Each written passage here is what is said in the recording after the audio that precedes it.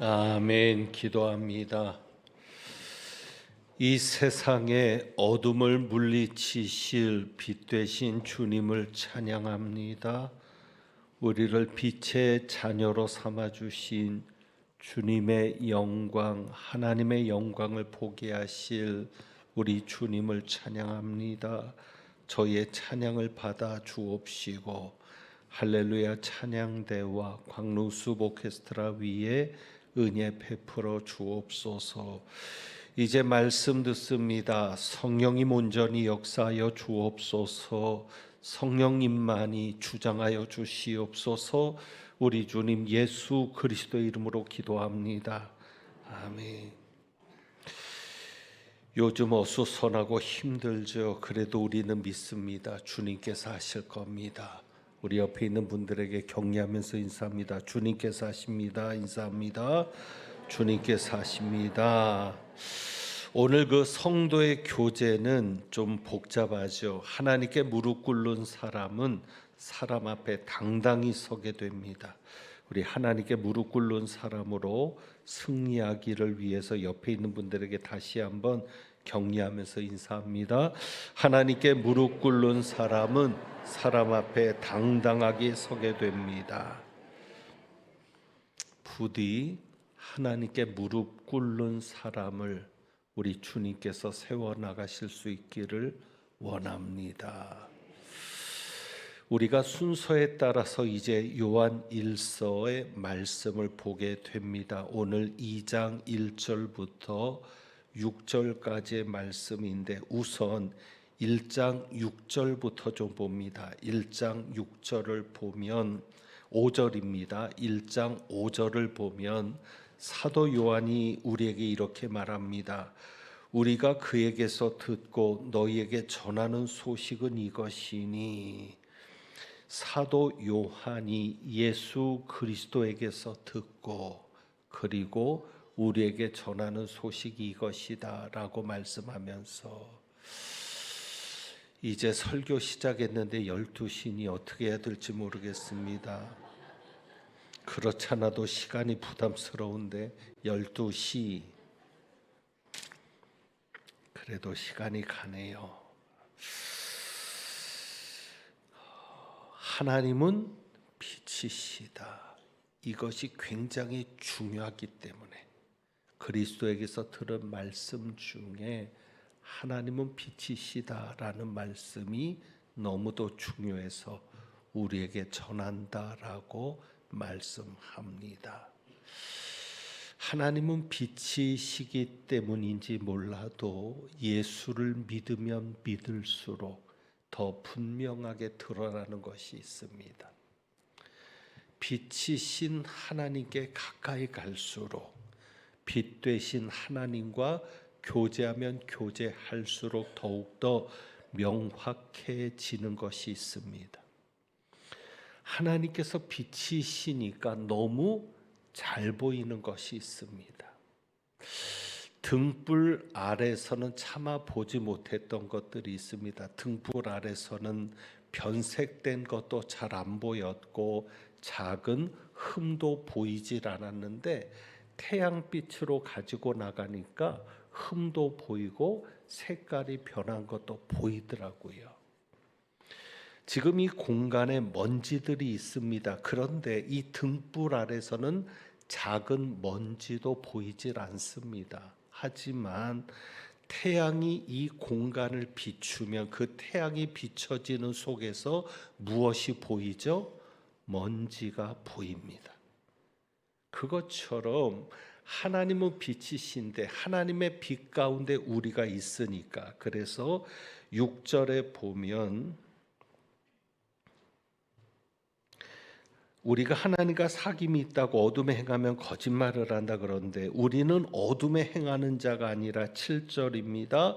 그가 빛 가운데 계신 것 같이 우리도 빛 가운데 행하면, 이 빛 가운데 행한다는 것이 빛 가운데 산다는 겁니다. 우리가 예수를 믿고 빛 가운데 사는 자가 되었는데 그래서인지 우리에게는 너무도 잘 보이는 것이 있습니다. 그것이 무엇입니까? 내가 죄인이라는 것입니다. 내가 죄인이라는 것이 너무도 잘 보입니다. 이전에는 몰랐는데 빛 가운데 살다 보니까 내가 더 죄인임이 알아지고 깨달아지는 겁니다. 그런데 예수님도 이 말씀을 하시거든요. 산상수훈에 보면 5장 21절부터 이 말씀을 합니다. 그러니까 우리가 하나님이 빛이신데 그 빛 가운데 우리가 삶으로 해서 하나님과 더 가까워질수록 이 죄라는 것에 대해서 더 깊이 인식하게 되는데, 예수님은 두 가지를 말씀합니다. 그 예수님의 말씀 앞에 사도행전 5장 마태복음 5장 21절 산상수훈의 말씀 앞에 나는 살인자가 아니라고 생각했었던 내가 무너지는 겁니다. 나는 살인한 적이 없거든요. 내가 누구를 죽여본 적이 없거든요.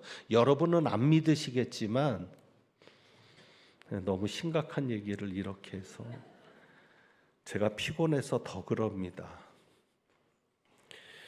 저는 살인자가 아니었거든요. 그런데 빛 되신 하나님의 말씀 앞에 서 보니까 저는 살인자였습니다. 예수님 뭐라고 말씀하세요? 형제에게 진노하는 자마다 살인하는 자다. 저는 10계명 앞에 당당했습니다. 특별히 7계명 앞에 부끄러움이 없었습니다. 간음하지 말라.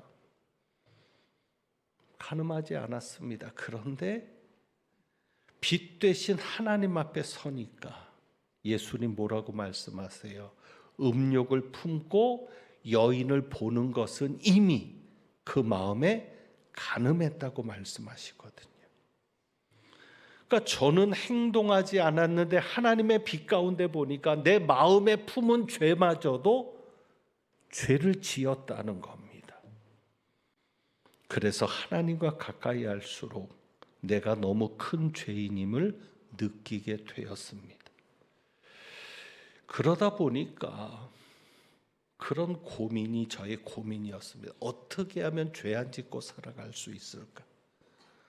어떻게 하면 이 정과 욕심에 끌리지 않고 살아갈 수 있을까를 고민했습니다. 그런데 오래전 일입니다. 이 고민을 하는 저에게 어떤 광고가 하나 눈에 들어왔습니다. 그 광고의 내용은 이것이었습니다. 죄에서 해방되는 법을 가르쳐 준다라는 광고였습니다. 죄에서 해방되는 법을 가르쳐 준다. 저에게는 복음과 같았습니다. 그래, 죄 안 짓고도 살 수 있는 방법이 있구나. 이 정과 욕심에 이끌리지 않고도 살아가는 방법이 있구나 싶어서 그 광고에 관심을 가지고 보았는데 뭔가 좀 이상했습니다. 저희 교단에서 이단이라고 정죄한, 이단이라고 그렇게 판단을 한 그런 이단의 광고였습니다. 죄사함과 거듭남의 비밀이라고 잘 알려진 이단입니다. 어떻게 이단이 죄에서 해방되는 법을 가르쳐 준다라고 말하는가? 그래서 그 이론을 찾아보기 시작했습니다. 그런데 속이는 것이었습니다. 자, 1장 9절에 보면 사도 요한을 통해서 하나님은 우리에게 우리가 우리 죄를 자백하면 그는 미쁘시고 의로사 우리 죄를 사하시며 우리를 모든 불의에서 깨끗하게 하실 것이요. 그래서 우리가 죄를 자백할 때 하나님께서 우리 죄를 사하신다라고 말씀합니다. 그런데 그들은 이것을 이렇게 이야기합니다. 죄를 자백하라 그랬지 범죄를 자백하라고 한 것이 아니다. 그들의 이론은 뭐냐면 회개할 필요가 없다는 겁니다. 예수를 믿고 의롭게 되었으면, 예수를 믿고 구원을 받았으면, 거듭났으면, 그래서 죄사함을 받았으면 그 다음부터는 회개할 필요가 없다. 그런데 죄를 자백하라고 했잖아요. 그러니까 죄와 범죄는 다르다. 죄를 자백하라고 했지 범죄를 자백하라고 한 것이 아니다. 그럼 이게 어떤 차이냐? 이런 이야기죠. 그들의 주장은 예수를 믿은 다음에는 죄가 되지 않는다는 거예요. 간음을 하든지 도둑질을 하든지 아니면 살인을 하든지 거짓말을 하든지, 쉽게 말하면 십계명을 어겨도 죄가 되지 않는다. 이 도둑질이나 살인이나 이 거짓말 이런 것은 죄의 증상이라는 겁니다. 죄의 증상. 그러니까 이것을 병을 가지고 설명을 합니다. 그런데 그 논리가 기가 막히죠. 병에 걸리면 그 병의 증상이 나타난다는 거예요. 뭐 열이 난다든지 이런 증상들이 있잖아요. 그러면 그 증상들은 신경 쓸 필요가 없다. 왜? 병만 고치면 그 증상은 자연히 없어지는 것이라는 거죠. 그래서 죄를 해결한다는 것은 그것을 말하는 거죠. 우리가 본질적으로 죄인이어서 죄를 짓는 것이기 때문에 우리가 죄인이 아니면, 예수를 믿고 죄인이 아니라 의인이 되었으면 죄의 문제가 해결되어서 이런 증상을 가지고는 회개할 필요가 없다. 그렇게 이야기를 하는 겁니다. 그러니까 내가 예수 믿고 의인이 되었으니까 이미 나는 의인이라는 거예요. 그러니까 죄가 없어졌으니까, 병을 고쳤으니까 증상이 없다는 거죠. 그러니까 우리가 어떤 것을 해도 죄가 아니라는 논리입니다. 자, 그러면 제가 궁금해지는 거죠. 여러분, 예수님을 영접하고 우리가 회개한 후에 죄의 문제가 해결되어서 우리는 의인이 되었습니다. 자, 그러면 한번 여러분 생각해 보세요. 내가 의인이 되었으니까 죄를 짓지 않는 사람이 된 것입니까? 도둑질이나 간음이나 살인이나 이런 것들이 죄의 증상인데 죄 문제가 해결됐으니까 그럼 이런 증상이 나타나지 않습니까? 아닙니다. 성경 어디에 어떤 죄를 지어도 죄가 되지 않는다. 믿음으로 의롭게 된 이후에는 어떤 죄를 지어도 죄가 되지 않는다라고 말하는 말씀이 있습니까? 없습니까? 없습니다. 구원받은 사람은 그러므로 어떤 죄를 지어도 죄가 되지 않으니까 회개할 필요가 없다라고 말하는 성경 구절이 있습니까? 없습니까? 없습니다.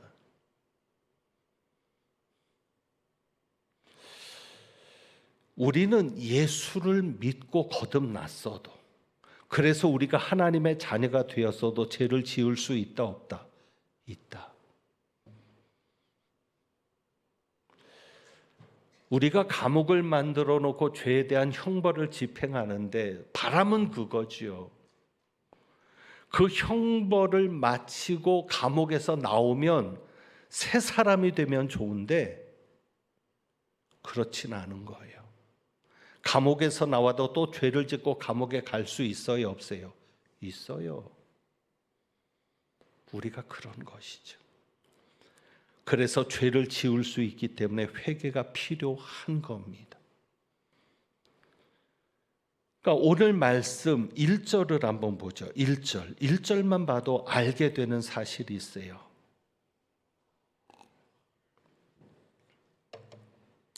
나의 자녀들아, 내가 이것을 너에게 쓰면 나의 자녀들아. 자, 사도 요한이 교인들을 향해서 자녀들이라고 얘기합니다. 그러니까 우리는 예수 안에서 한 가족이 되었는데, 특별히 사도 요한은 교인들을 부를 때 자녀라고 불러요. 가족의 개념 속에서.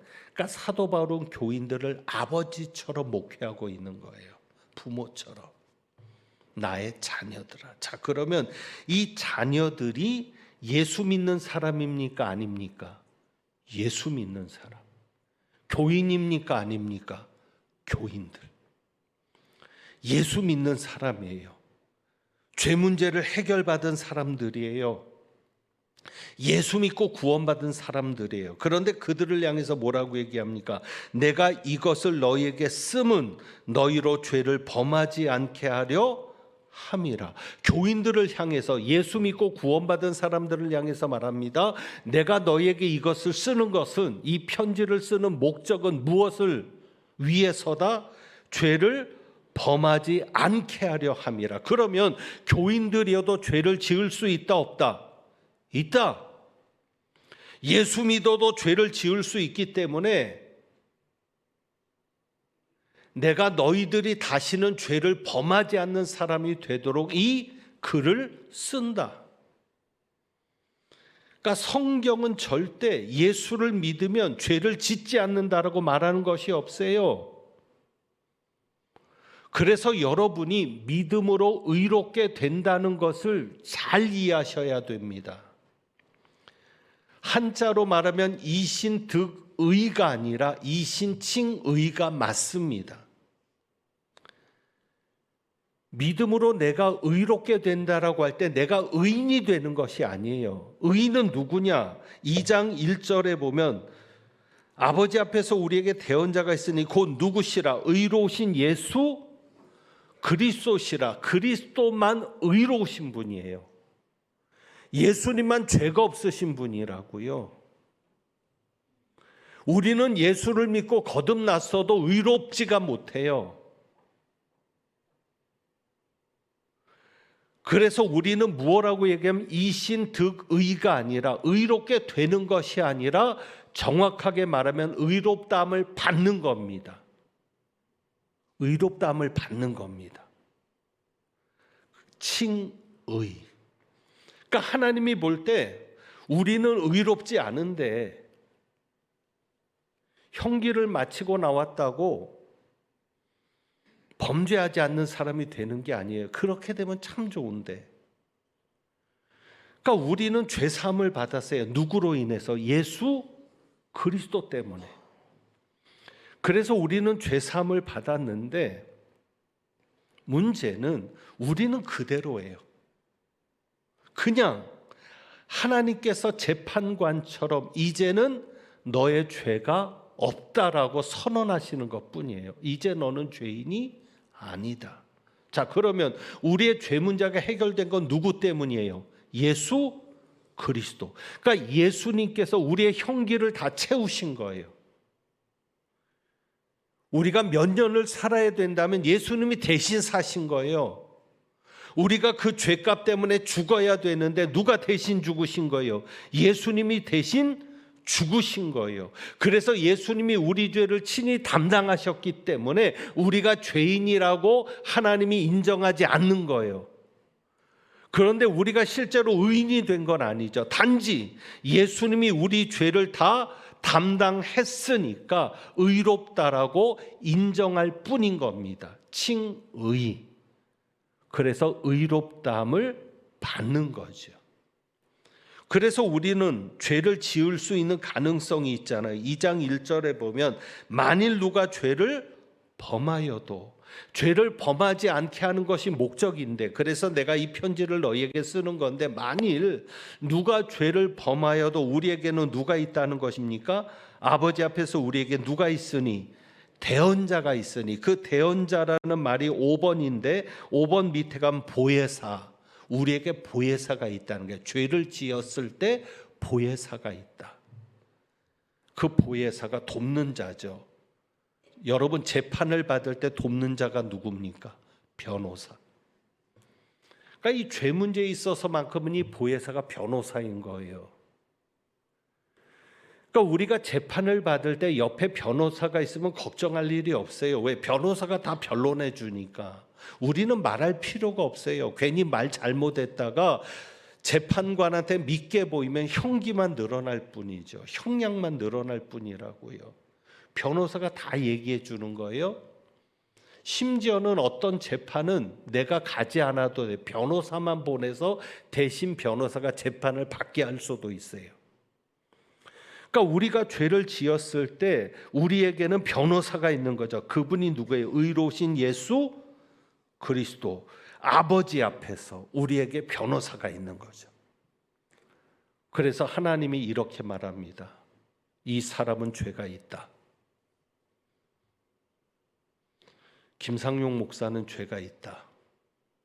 그런데 변호사 되신 예수님이 뭐라고 얘기하는가 보세요. 인정합니다. 죄 지은 거 인정합니다. 죄가 있는 거 맞습니다. 그러나 재판관님, 존경하는 재판장님, 이 사람의 죄는 내가 다 담당했습니다. 이 사람은 그러므로 죄인이 아니라 의롭다 여김을 받는 자가 되었고, 그래서 아버지께서 이 사람을 받아주시기를 원합니다. 그러니까 우리가 죄를 안 짓는 자가 된 게 아니에요. 우리는 여전히 연약한 자고 죄인이고 부족한 자고, 그러나 죄를 지을 때마다 우리는 우리의 대언자 되신 예수 그리스도를 생각하면서 회개할 수 있어야 합니다. 왜 회개가 필요한가? 그것은 예수님께서 2절입니다. 그는 우리 죄를 위한 무슨 제물이니? 화목 제물이니. 그러니까 예수님께서 왜 우리의 죄를 위해서 제물이 되셨어요? 그래야 우리가 누구와 화목할 수 있으니까. 하나님과 화목할 수 있으니까. 여러분, 죄가 심각한 이유가 뭐예요? 하나님과의 관계가 끊어지니까 죄가 심각해지는 거예요. 그래서 여러분 거기 보시면 5절입니다. 1장 5절. 하나님은 빛이시라 그에게는 어둠이 조금도 없으시다는 것이니라. 그리고 6절에 가서 보면 만일 우리가 하나님과 사귐이 있다고 어둠에 행하면 거짓말을 하는 자다. 그러니까 죄를 짓는 것은 어디에 행하는 거예요? 어둠에서 행하는 거예요. 우리가 빛인데. 그런데 하나님은 빛이시니까 하나님은 빛과 어둠이 공존할 수 있어요, 없어요? 없어요. 빛과 어둠은 공존할 수 없어요. 그래서 우리가 죄를 짓고 어둠 가운데 행하면 빛이신 하나님에게서 떨어져 나가야 되는 거예요. 아담과 하와처럼 에덴 동산에서 쫓겨나야 되는 거예요. 그러니까 예수님이 화목제물이 되셔서 하나님, 내가 이 사람의 죄를 내가 다 담당했습니다. 그러니 다시 하나님과 화목되게 해주세요. 다시 하나님과 사귐을 가지게 해주세요. 다시 하나님과 교제가 회복될 수 있게 해주세요라고 예수님이 우리 대신 하나님 앞에 나가는 거죠. 왜 회개가 중요하냐? 회개가 중요한 이유는 그 회개를 통해서 하나님과의 사귐이 회복될 수 있기 때문입니다. 그래서 여러분이 하나님과의 사귐을 중요하게 여겨야 돼요. 단순히 내 죄가 회개하면 내 죄가 용서받는다, 내 죄가 깨끗이 씻어진다는 것만 중요하게 생각하지 말고, 죄가 용서받는 게 중요한 게 아니라 범죄자가 형기를 채우고 나오는 게 중요한 게 아니라 형기를 채웠으면 다시는 죄를 안 짓고 살아갈 수 있는 그런 사람이 되는 게 중요하죠. 그래서 여러분이 내 죄가 용서받는 게 중요한 게 아니라 회개를 통해서 하나님과의 사귐이 회복되는 것이 중요하기 때문에, 그래서 회개가 중요한 겁니다. 그래서 3장 1장 3절을 보시면 우리가 보고 들은 바를 너희에게도 전함은 너희로 우리가 무엇이 있게 하려 함이니 사귐이 있게 하려 함이니. 자, 그리고 2장 1절에 나의 자녀들아 내가 이것을 너희에게 쓰면 너희로 무엇을 하게 하려 함이라 죄를 범하지 않게 하려 함이라. 그러니까 사도 요한이 이 편지를 쓰는 목적이 뭐예요? 죄를 범하지 않게 하려 함이라. 그래서 제가 계속 강조하지만 형기를 마치고 형량을 채우고 형벌을 받는 게 중요한 게 아니라 다시는 죄를 안 짓고 살아가는 사람이 돼야 중요하잖아요. 그것을 위해서 너희가 죄를 범하지 않고 살아갈 수 있는 사람이 되게 하기 위해서 내가 너희에게 이 편지를 쓰고 있다. 그러면 죄를 범하지 않고 살아가게 하는 것은 뭐예요? 3장 우리가 보고 들은 바를 너희에게도 전함은, 보고 들은 바를 너희에게 전하는데 무엇으로 지금 전하고 있어요? 편지로 쓰고 있잖아요. 이것을 전함은 무엇으로?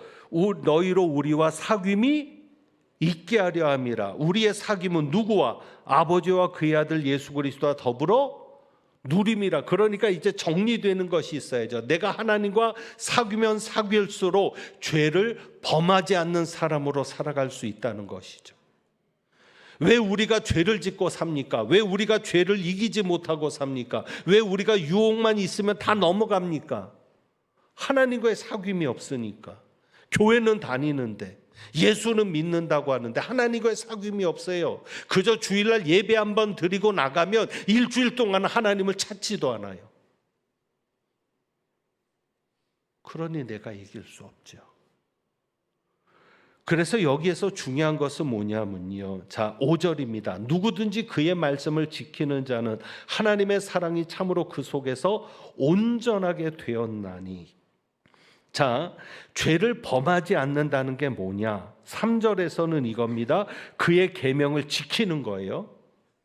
죄를 범하지 않는다는 것은 그의 계명을 지키며 사는 거예요. 그리고 5절에는 뭐예요? 누구든지 그의 말씀을 지키는 자. 그래서 예수님의 말씀을 지키며 사는 거예요. 예수님의 계명, 예수님의 말씀. 그리고 6절이죠. 그의 안에 산다고 하는 자는, 빛 가운데 사는 자는 어떻게 하는 거예요? 예수님이 행하시는 대로 자기도 행할지니라. 예수님처럼 살아가는 거예요.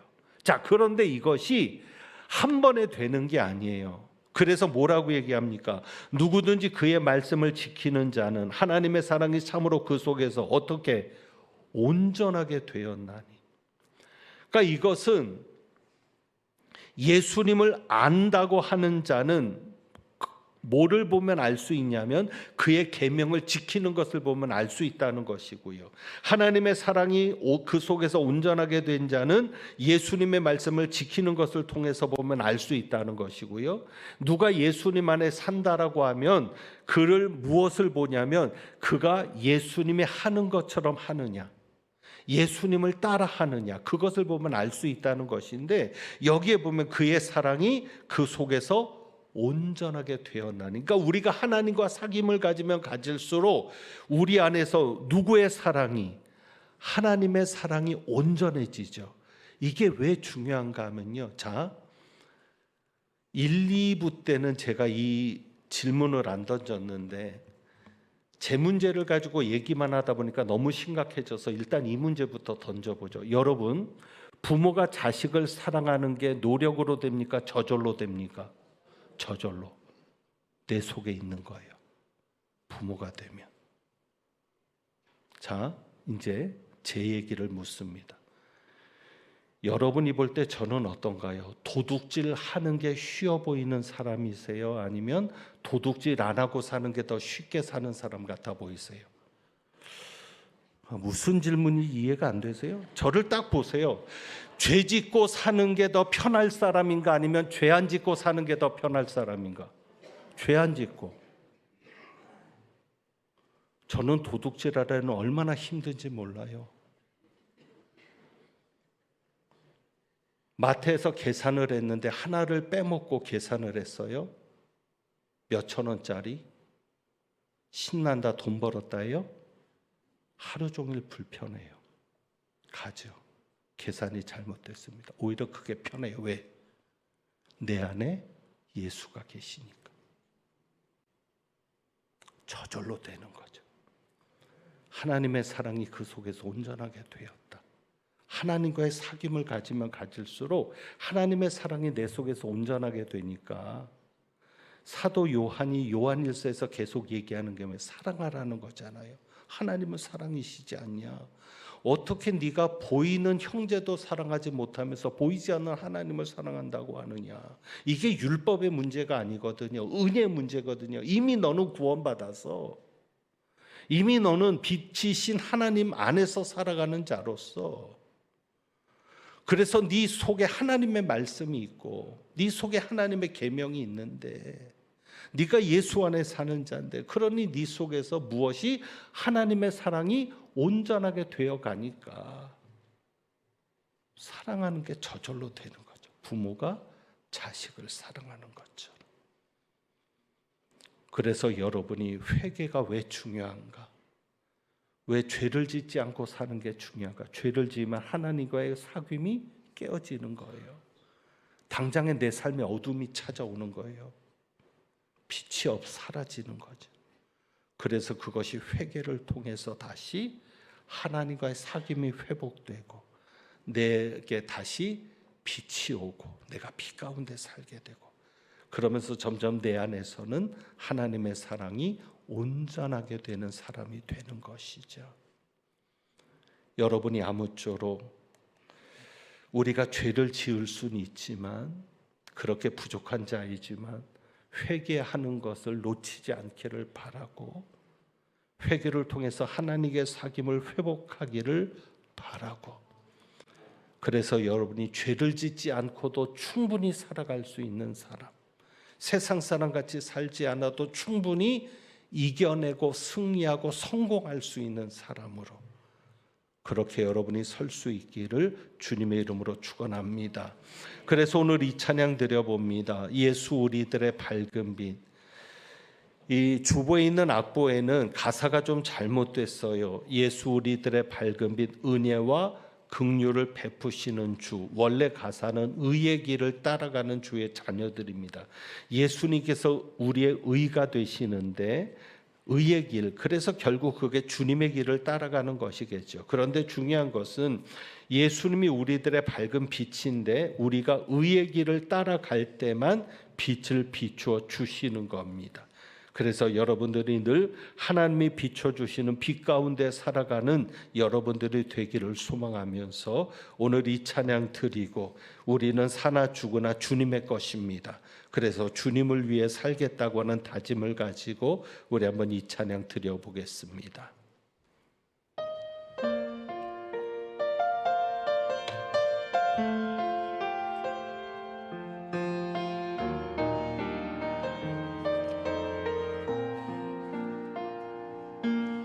예수 우리들의 밝은 빛, 은혜와 긍휼을 베푸시는 주, 주의 길을 따라가는 주의 자녀들에게 항상 밝은 빛을 비추시네. 그는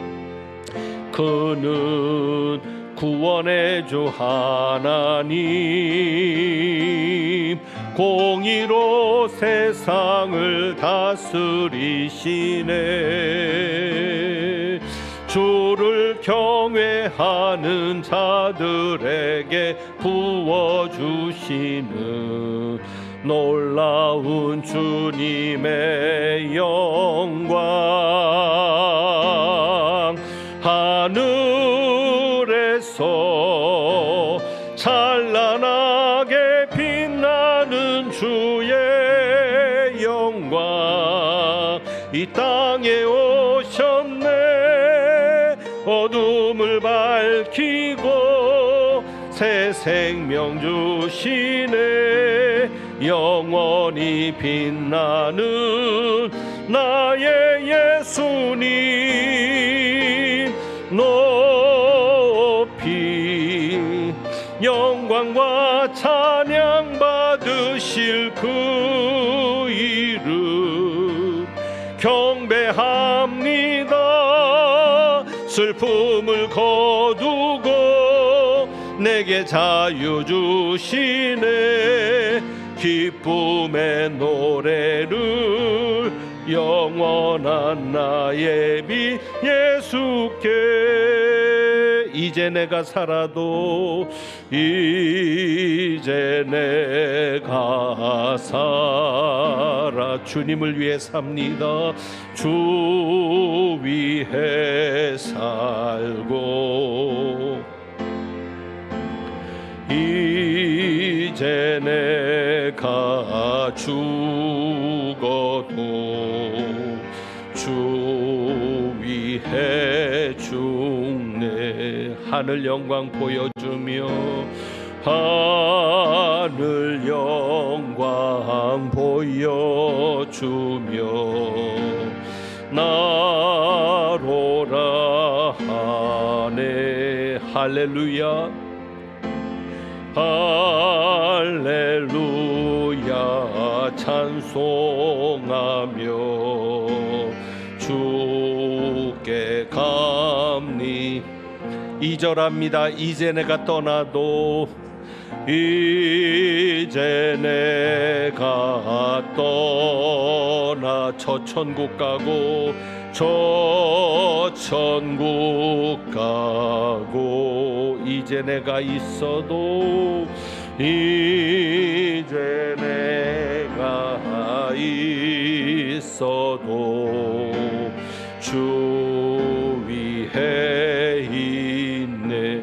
우리 주님 찬송하며 우리 주님 찬송. 나는 가겠네 나는 가겠네. 천군 천사 천군 천사 나팔 불며 마중 나오네. 그러므로 나는 사나 죽으나 주님 것이요 사나 죽으나 사나 죽으나 날 위해 피 흘리신 내 주님의 것이. 다시 한번 고백합니다. 그러므로 나는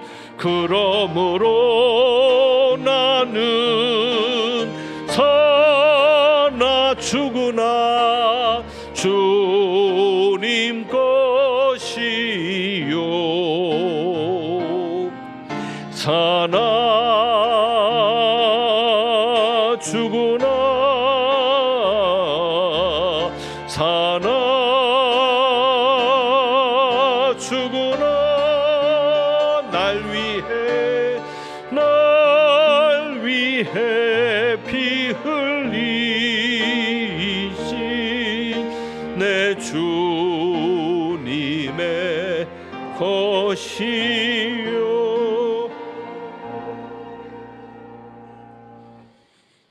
하나님은 빛이시라 하셨는데 이 어두운 세상, 이 어두운 때에 주님 빛을 비춰 주옵소서. 예수님은 낮아지고 죽기까지 복종하기 위해 오셨는데 왜 그렇게 죽으려고 하는 이는 없고 다 높아지려고만 하는지. 주님, 믿는 우리조차도 예수님처럼 낮아지는 자리, 죽어지는 자리에 서지 못하니 용서하시고 이제는 낮아지고 주님께서 높여지는 사람으로 저희들이 서게 하옵소서.